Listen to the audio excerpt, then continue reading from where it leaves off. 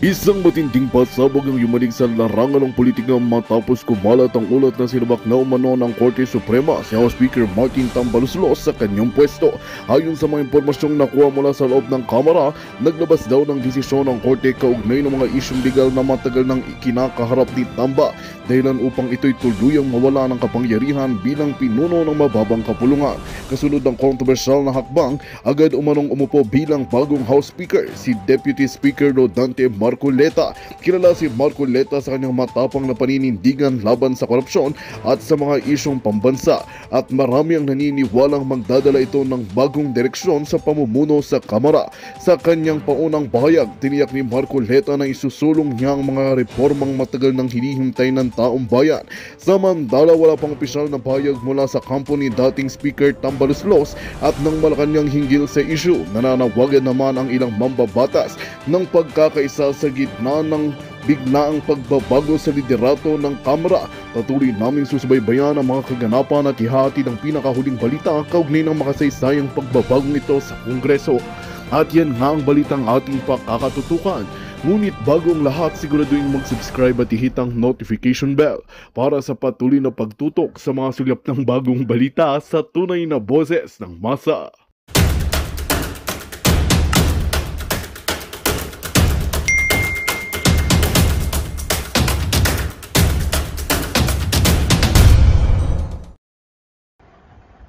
Kanilang galit, itong mga sip-sip na mga kongresista like Suarez, si Kimbo, si Paduano, si Tambunting, si Pimentel, at mga kasabwat nila si Mix Nograles, pakinggan natin ulit kung sino yung mga pangalan na yun Pakinggan nyo na.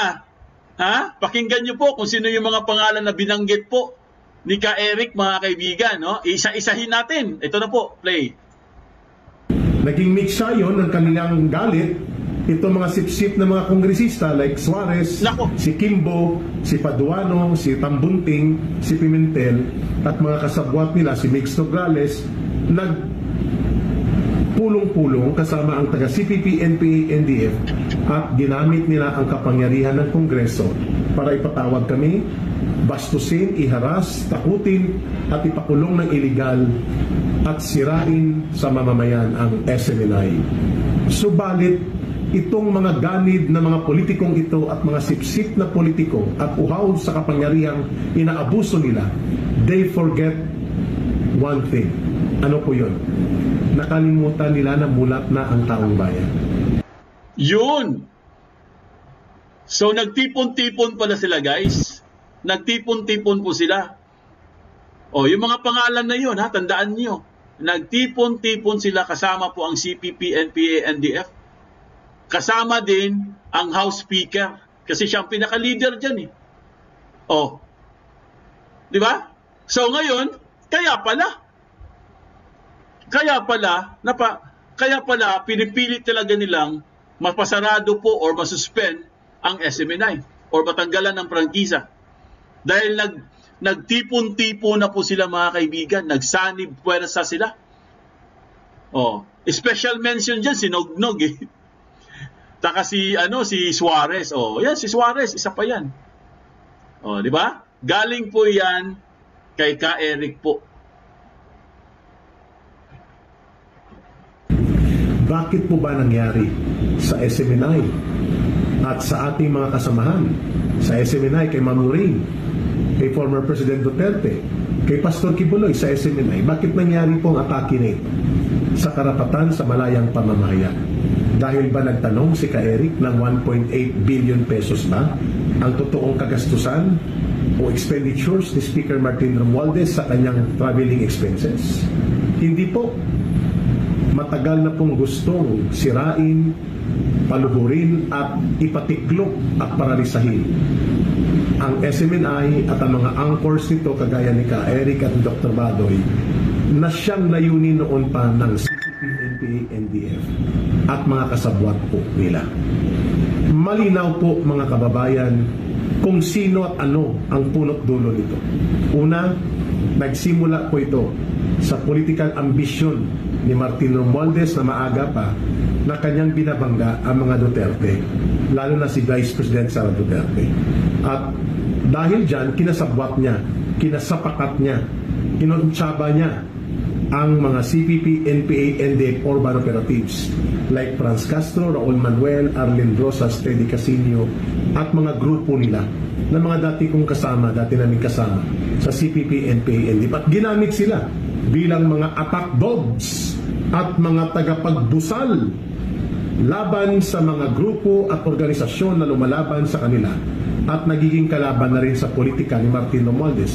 I'm talking about the Vice President Sara Duterte, who is now a very staunch advocate of anti-communist terrorism sa ating bansa. Former President Rodrigo Duterte, Pastor Kibuloy, the founder of SMNI. And kami, ako si Ka-Eric, si Dr. Badoy, kami po ang mga nakikita ng CPP, NPA, NDF na mukha at boses nang lumalaban sa communist terrorism at malaki pong impact ng aming paglaban sa kanila. Kami nila Sara Duterte, nila Rodrigo Duterte, nila Pastor at ang buong SMNI network. And because of that, hiningi nilang ulo namin kay Martin Romualdez na makapangyarihan pa kaysa presidente kung gumamit ng poder at abusuin ito sa poder sa kapangyarihan sa gobyerno. Dahil gusto rin ni Martin Romualdez na mawala ng platform kung saan naghahayag ng kanyang saloobin ang very popular still na former president natin na si Tatay Digong at ang kanyang mga paghahayag ng katotohanan sa mga abuso sa pundo at kapangyarihan ng gobyerno ay tinarget na rin ni Martin Romualdez ang SMNI. Ganon din po ang kanyang pagtingin na i-take out mong SMNI, si Pastor Kibuloy, mawawala na ng boses si Rodrigo Duterte at si Sara Duterte. At syempre, collateral damage kami dyan para sa CPP, NPA, NDF. Yan pong punot dulo kung bakit kami napunta sa Kongreso. Sapagkat kung totoo na kami ay nag-abuso sa aming press freedom at sa aming karapatan sa paghahayag, the solution for that is for the Speaker of the House to file libel cases against me, against Lorraine Badoy, against the editors, and the President of SMNI. Hindi para pumunta sa Kongreso at atakihin nila ang legally established franchise, which is by the way effective until 2044. Batas po yun eh. Ang kaso ng ABS-CBN po ay iba yun. Expired franchise yun at maraming mga violations in law like hindi pagbabayad ng tamang buwis, mga problematic investment na may foreign interest, yung kanilang mga utang sa bangko ng gobyerno na dinadaya nila at hindi nababayaran, and all those allegations ng abuse sa workers nila. At for 6 years, wala po silang franchise na kasi pumaso na ang ABS-CBN franchise sa panahon pa ni Noynoy Aquino bilang presidente.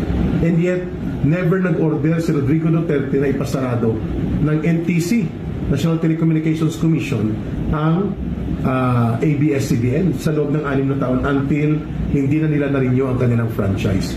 SMNI po wala. Nagtanong kami, naging mix yun ng kanilang galit. Itong mga sip-sip na mga kongresista like Suarez, si Kimbo, si Paduano, si Tambunting, si Pimentel, at mga kasabwat nila si Mix Nograles, nagpulong-pulong kasama ang taga-CPP, NPA, NDF at ginamit nila ang kapangyarihan ng Kongreso para ipatawag kami, bastusin, iharas, takutin at ipakulong ng iligal at sirain sa mamamayan ang SMNI. Subalit, itong mga ganid na mga politikong ito at mga sipsip na politiko at uhaw sa kapangyarihang inaabuso nila, they forget one thing. Ano po yun? Nakalimutan nila na mulat na ang taong bayan. Nakalimutan nila ang sambayan ng Pilipino. Kaya sa ginawa nilang pag-apak sa aming mga karapatan, ay para na rin inapakan nila ang karapatan ng buong sambayanan. Kaya tumindig po kayo at kayo po ay nagpahayag ng inyong pananaw na regardless kung tumutugma ang datos na itinatanong nila ka Eric sa SMNI, regardless kung mayroong source o wala na inihahayag, ang pagtatanong sa anumang takdang panahon o saan man at kailan gagawin ng ordinaryong mamamayan at ng mga media practitioners, hindi po bawal yun. Kasi dapat ang nagpapaliwanag ng lantad at maliwanag kung saan ginagamit ang pondo ng gobyerno na hawak at ipinapahawak lamang sa mga kongresistang ito, obligasyon po yan ng Kongreso at ng lahat ng opisyal ng gobyerno. Malinaw po, wala tayong pagkakamali doon. At kung agrabyado sila sa pagbo-broadcast namin sa Laban Kasama ang Bayan, at ganoon din po kay Pangulong Duterte, they can always file cases in court. Yes. But not to attack and absolutely paralyze SMNI at i-take down ito sapagkat yan ay malinaw na paglabag sa press freedom and freedom of expression. Yes, tama. So ano pong naging usapin sa Kongreso kung bakit kami nakulong? Number one, pinanindigan natin at ipinagtanggol ang mga constitutional rights na nakasaad po sa Bill of Rights. No person shall be deprived of life, liberty, and property without due process of law. Yung nangyari po sa amin, illegal detention and illegal arrest. Arbitrary po yun at yun ay paglabag sa konstitusyon. Hindi po kami pwedeng pilitin doon na sumagot at i-incriminate ang aming mga sources at ang aming sarili sapagkat nasa batas po na pinapangalagaan kami ng tinatawag na due process of law. At ang due process of law ay nasa Bill of Rights natin yan. At kasama po dyan ang pagbibigay ng tamang serbisyo at tulong at suporta ng mga abogado para kami ay mabigyang giya o guide sa aming mga dapat ihayag at mga pagpapaliwanag. So doon pa lang po malinaw na yon. Number two, hindi po dapat doon sa forum na yon ng abusive committee hearing ng Kongreso kami dapat dinala.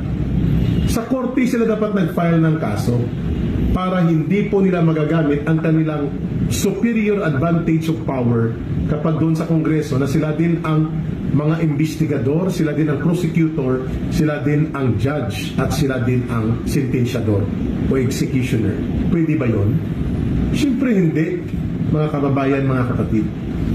Pangalawa po na gusto naming idiin dito, hindi na po ito usapin ng SMNI lamang o about kay Ka Eric o kay Ma'am Lorraine Badoy. Usapin na po ito ng totoong pagtingin natin na kapag ikaw pala ay naging kritiko o ikaw ay lumalaban o nagko-question doon sa mga transaksyon involving the Speaker of the House at ang kanyang mga kasabwat including ang CPP, NPA, NDF at ikaw ay ma-perceive o pwedeng tingnan bilang bahagi ng political enemies or political threats to the ambition of the Speaker, Martin Romualdez, pwede palang gamitin ng Kongreso para labagin ang mga karapatang nakasaad at pinapangalagaan ng konstitusyon.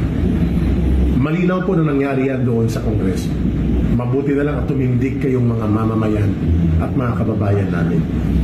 At ang panghuli po, malinaw din na kapag pinabayaan natin ang pakikipag-alyansa at pakikipagsabwatan ng CPP, NPA, NDF sa supposedly mga leaders of government, pwede pong magkaroon ng undue advantage.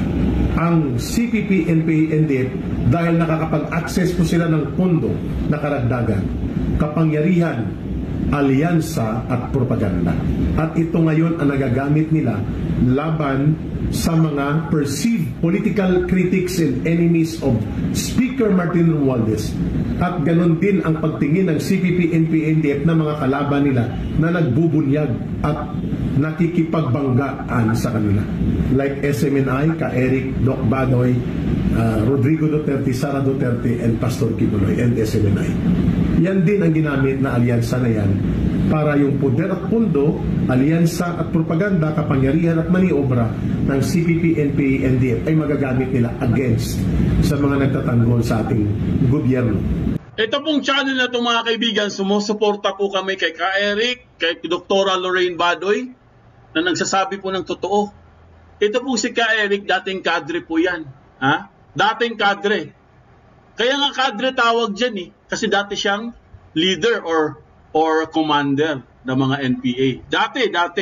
Kaya yung nagsasabi dyan na hindi wala siyang credibility, nagkakamali po kayo. Malakas po ang credibilidad ni Ka Eric dahil galing siya doon. Alam niya lahat ng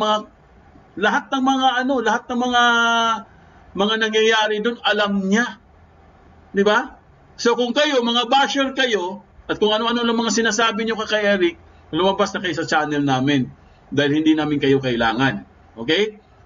Ang kailangan namin dito sa channel namin, yung totoong sumusuporta po sa katotohanan.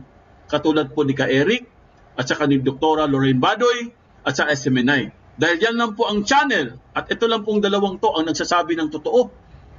Isinisiwalat nila ang kamalian ng mga kagwang na yan, yung 3 kagwang sa Kongreso. Kung wala po sila guys, hindi natin malalaman. Kaya wag niyong sabihin na wala siyang kredibilidad. Mataas po ang credibility ni Ka Eric at naniniwala po kami sa kanya. Kaya kami nandito Dahil naniniwala po kami sa kanya. Ngayon kung hindi kayo naniniwala, bahala kayo sa buhay niyo. Pag nasira po at nasira itong Pilipinas, dapat kayo ang sisisihin. Dahil hindi kayo naniniwala sa katotohanan. Sinusuportahan niyo ang tambaluslos na walang ginawa kundi sirain ang ating Pilipinas. Di ba? Tambaluslos kayo Kayo ang tambaluslos. Kaya tinawag kayo na tambaluslos dahil wala kayong kwenta. Ayan Merry Christmas po ha! Merry Christmas po sa ating lahat. Ayan po. Ituloy po natin si Ka Eric mga kaibigan. At ang panghuli na kita natin, because of the control of power of the purse o yung kapangyarihan sa pondo, sa budget, lahat ng agencies of government pwedeng sakalin, lumpuin at paralisahin nila Martin Romualdez dahil dumadaan ang budget sa kanila. Ito ang nakakabahala na tinatawag kong creeping silent na partially ipinapatupad ni Martin Romualdez with obvious consent ng kanyang pinsan sapagkat hindi nasasawata at napipigilan ang ganitong ginagawang paglapastangan sa kapangyarihan na ginagawa ni Martin Romualdez. Which brings me to the second topic. Ano itong inilabas ng MTRCB, Movie and Television Review and Classification Board, na preventive suspension na 14 days laban sa 2 programa ng SMNI. Ang Laban Kasama ang Bayan at ang Gikan sa Masa para sa Masa ni Tatay Digong. Mga public affairs and public commentary programs ito. Dapat alam ng MTRCB na ang pwede lang nilang habulin dyan ay kapag nagkaroon ng mga paglabag doon sa mga moral guidelines and moral standards on television show. Pero dapat magkaroon sila ng tinatawag na liberalist na pagtingin. Kapag yan ay within the bounds of freedom of speech and freedom of expression and freedom of the press, kailangan magkaroon sila ng malawak na pagbibigay ng oportunidad na ma-exercise ang public commentary and public affairs program na ito. At kung mayroon aggrieved party, which it is presumed by everybody now na si Martin Romualdez, ang kanyang recourse ay hindi MTRCB. Ang kanyang tatakbuhan dapat korte.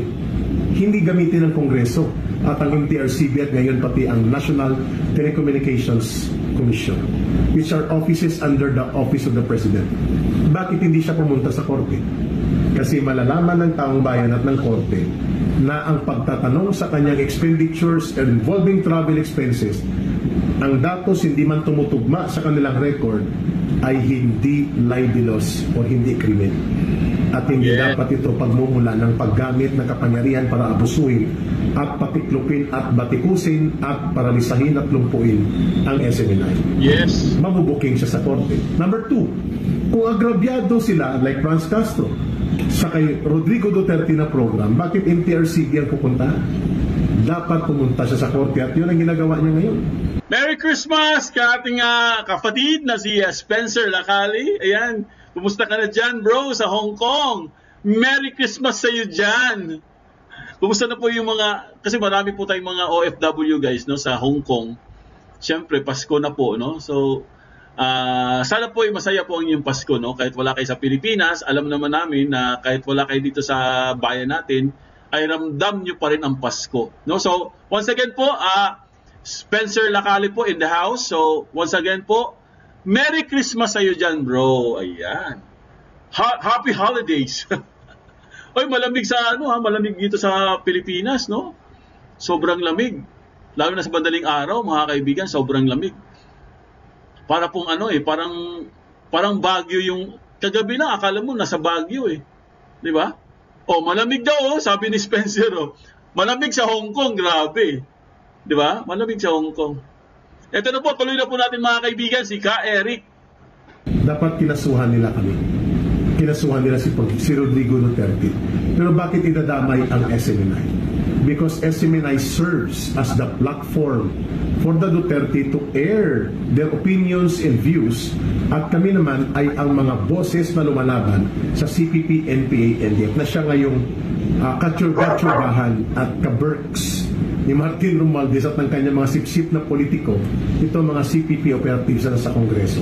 So nagsama-sama sila sa common interest.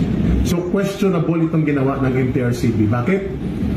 First time ko nakakita ng isang public commentary, public affairs program na pinakialaman ng MTRCB ang freedom of expression and free speech as guaranteed by the liberal interpretation of such Bill of Rights guaranteed by every citizen na dapat hindi sinasagkaan ng MTRCB o ng pamahalaan at ng Kongreso. So malinaw po na may paglabag sa diskresyon at otoridad ang MTRCB. Ang problema lang, pag tumakbo tayo sa korte, ka Miguel Caloyloy, mga kababayan, wala na kayong korte, naka-break. Pagbalik natin, magtatapos by January 4 or January 5 ang MTRCB preventive suspension. Maganda sana na ito'y i-review ng korte na ito'y paglabag at paglagpas sa kanilang kapangyarihan. At wala silang otoridad at kapangyarihan na lumabag sa freedom of speech and freedom of expression. Yan din ang pinopoint out ni Senator Tolentino. At yan din ang pinopoint out ng iba pang mga senador at mga political observers. This is now causing a chilling effect. Sapagkat kapag ikaw pala ay political enemies or connected to the political enemies of a very powerful and abusive politician like Martin Romualdez, pwede palang gamitin hindi lang ang Kongreso, kundi pati ang National Telecommunications at pati ang MTRCB para habulin kayo at ipasarado o iharas at takutin kayo. Article 19 of Universal Declaration of Human Rights, kinikilala ko ang malayang pamamahayag na hindi pwede sagkaan at hindi pwede lagpasan o labagin ng mga instrumentalidad ng Estado at gobyerno. And that includes Congress, that includes MTRCB, and even the National Telecommunications. Sana po ito nang huli na gagawin nila, ang pang-aabuso na ito. Panghuli, kanina lang po, ngayong araw na ito, December 21, effective immediately, ipinapasarado po ang lahat ng radio stations and TV stations and network ng SMNI sa isang show cause order, pero may kasama pala na kulatilya ng suspension order of operations for 30 days na inilabas ng National Telecommunications Commission.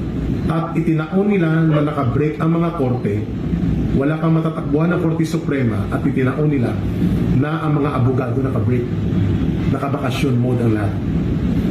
They came like a thief in the night, parang magnanakaw, at bigla na lang nilang ipinasarado ang ating mga radio stations at pati ng ating TV network.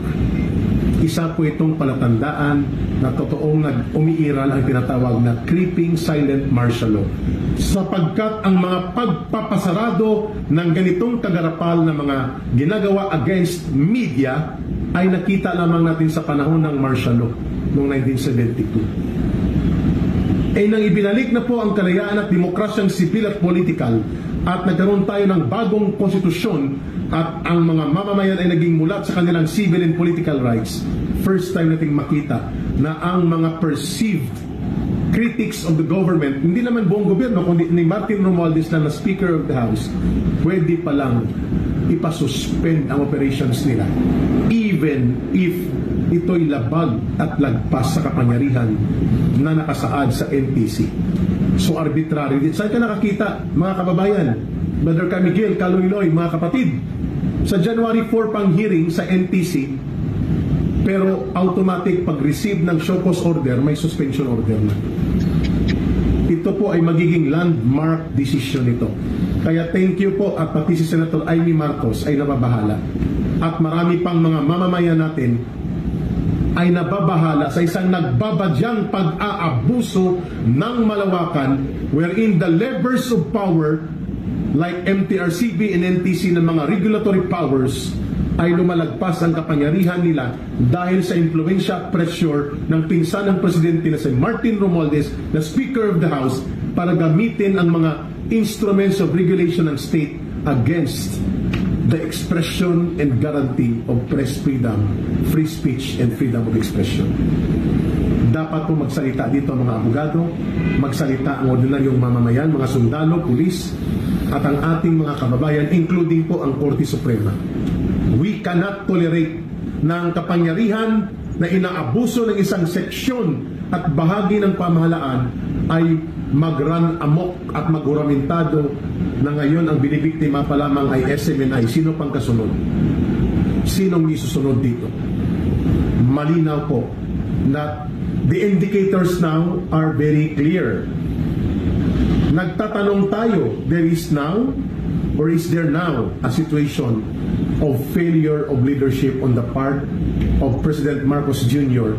na hindi niya kayang prenuhan, suwituhin at ikontrol ang pamamayagpag ng abuso ng kanyang pinsan na Speaker daw sa si Martin Romualdez at mga kasabwat nila sa kanilang paggamit ng kapangyarihan ng gobyerno para apakan at baliwalain ang garantiya ng malayang pananalita, malayang pagpapahayag at malayang media operations and practice or press freedom. Again, Article 3, Section 1 of the Constitution. Malinaw ang sinasabi doon. No person shall be deprived of life, liberty, and property without the due process of law, and every person must be guaranteed the equal protection of law, including the due process protection. Ito show cause order pa lang. May suspension of operations na kasama na. Pinasarado na nila ang radio station sa Vigan, sa Butuan, and I think sa Negros at sa Cebu at dito sa Metro Manila. At kaya wala na pong boses muna natutuligsa at titindig laban sa mga kurakot sa gobyerno, abusado sa gobyerno, at ang mga CPP, NPA, NDF na ngayon ay kasabwat na rin ng mga politikong abusado sa poder like Martin Romualdez. Wala na pong matatakbuhan ng mamamayan ngayon sapagkat ipapasarado nila ang SMNI. On the last part, ito po muli si Ka Eric na nanawagan tayo sa sambayan ng Pilipino sa iba't ibang sektor ng lipunan. Nananawagan po tayo sa mga magigiting at matatatag at may prinsipyong pamunuan at mga alumni and graduates of Philippine Military Academy na naging kasama namin laban doon sa illegal detention and illegal arrest na ginawa sa amin. Nananawagan tayo sa mga graduates ng mga officers ng AFP at PNP ng mga ROTC, mga officers na nag-graduate mula sa candidate school, officers candidate school, at sa mga iba pang mga pinanggalingan ng kanilang commissionship. Please, let us unite once again to oppose the brazen, lantaran at iskandalusong pag-aatake sa karapatan ng mamamayan sa malayang pamamahayag, malayang pagsasalita at malayang media and press freedom. Magkaisa po tayo at huwag nating hayaang mawala ang mga karapatan ng mamamayan. Huwag nating hayaang mamayagpag at magbenepisyo ng tulutudo ang CPP, NPA, NDF dahil inuok-ok tayo ng anay ng mga abusadong opisyal sa gobyerno na may ambisyon sa politika at ngayon ginagamit ang kapangyarihan ng gobyerno at pinababayaan lamang ng presidente natin na ito'y hindi mapigilan. Hanggang kailan ito titiisin ng mamamayan? The issue is now beyond SMNI. The issue is now on press freedom, freedom of expression, and free speech na hindi pwedeng labagin ng gobyerno. Ulitin natin, Article 3 Bill of Rights, Section 1. No person, that includes SMNI as an organization, shall be deprived of life, liberty, and property without due process of law. And all persons and individuals under the Constitution are guaranteed by due process and the equal protection of law. Ito po ang dapat ipaalala sa NTC, ito ang dapat ipaalala sa MTRCB, at alam natin naman kung sino ang nag-orchestrate nitong lahat. Si Martin Romualdez po, dahil nakikita niyang threat ang SMNI, threat kami, Dahil nandyan, nagpo-program ang mga Duterte, si Rodrigo Duterte, si Sara Duterte, na kalaban niya sa politika ngayon, at threat din kami sa CPP, NPA, NDF. Huwag po tayong malunod sa pananahimik at pagmawalang ibo. When we start to stop and become tentative to stand for our rights, nag-aalangan tayong manindigan sa ating karapatan, it will be the start of the moment that we lose our rights.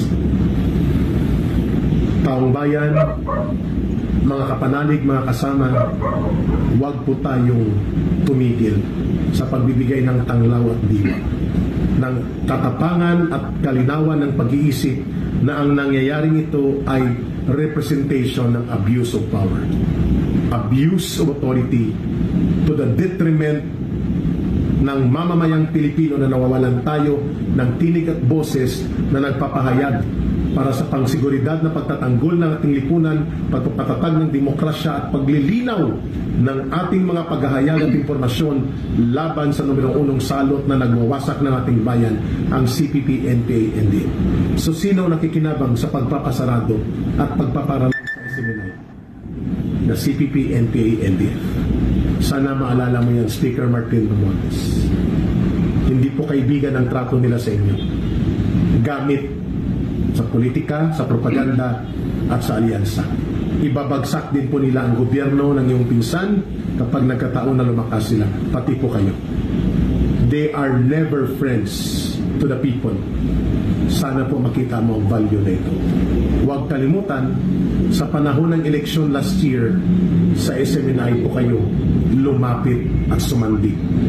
Dahil walang media, mainstream corporate media na nagbigay ng kahalagahan kay Bongbong Marcos Jr. maliban sa pagyakap sa kanya ng SMNI. Free. Walang bayad lahat yon. Tapos dito pala tayo pupunta. Dahil sa political ambition ay ginamit lang ang SMNI para tungtungan sa isang political operation sa isang panahon at nabaliwala ang ating pagkakaisa bilang tayo ang masigasig na tagapagtanggol ng AFP at PNP at ng pamahalaan na ito. Hanggang kailan po na hindi ang totoong kaaway ninyo ang siyang nilalatigo at lumalatay ang abuso nyo? Hanggang kailan titiisin ito ng mamamayan? Again, the question is, Mr. President, are we now seeing the apparent indicators of failure of leadership or failure of governance? Para isipin namin, baka kailangan nating ayusin ang ating pamahalaan at mga namumuno nito bago natin matapos at kumpletuhin ang pagtatagumpay laban sa totoong kalaban ng mamamayan, which is the CPP, NPA, NDF na ngayon ay kasabwat at kasapatat na ng mga nag-e-exercise ng iskandalusong puder na malapit sa presidente. At ito ngayon ang nangyayari sa SMNI, kay Ka-Eric, kay Doc Lorraine, kay former President Duterte, kay Vice President Sara Duterte, all to the orchestration of an ambitious politician known as Martin Romualdez, and at the support and behest of his most trusted attack dogs and allies, the CPP, NPA, NDF in Congress. Alam ko po, taong bayan, hindi po tayo papayag na manunumbalik ang dilim at pait ng yugto ng ating kasaysayan sa ating bayan na nangingibabaw ang takot dahil may martial law na gumigipit at sumasakmal sa mga kalayaan at karapatan ng mga mamamayan. We will never allow that. Sana po maging reminder ito kay Pangulong Bongbong Marcos Jr. Kayo po ang ibinoto ng mamamayang Pilipino. Kayo po ang binigyan ng kapangyarihan ng sovereign will and authority of the people delegated to you. Hindi po ang pinsan ninyo na nagre-represent lamang ng isang distrito sa probinsya ng Leyte. Sana po maging maliwanag ito kay Pangulong Bongbong Marcos Jr. at sana po magiging isang antas ng panibagong lakas sa paghubog ng diwa at kaisipan ng mamamayan na hindi tayo pwede maging loyal sa presidente o sa politiko. Dapat loyal tayo sa Republika ng Pilipinas at sa totoong pamamahala na tama at matuwid. At kung kailangan punain at putulin ang mga ginagawang abuso ng mga nasa kapangyarihan sa isang takdang panahon, hindi tayo papayag na hindi tayo magkikialam sa bayan ng Pilipino. Magandang balita ang hatid namin sa inyo ngayong araw. Sa pagtatapos ng aming balitaan, nagbigay kami ng mga mahalagang impormasyon. Maraming salamat sa pagtutok at pagsuporta sa aming programa. Huwag kalimutang manatili sa mga susunod na araw para sa mga bagong balita at mga kwento na dapat nating abangan. Mula sa Boses ng Masa, magandang araw Pilipinas!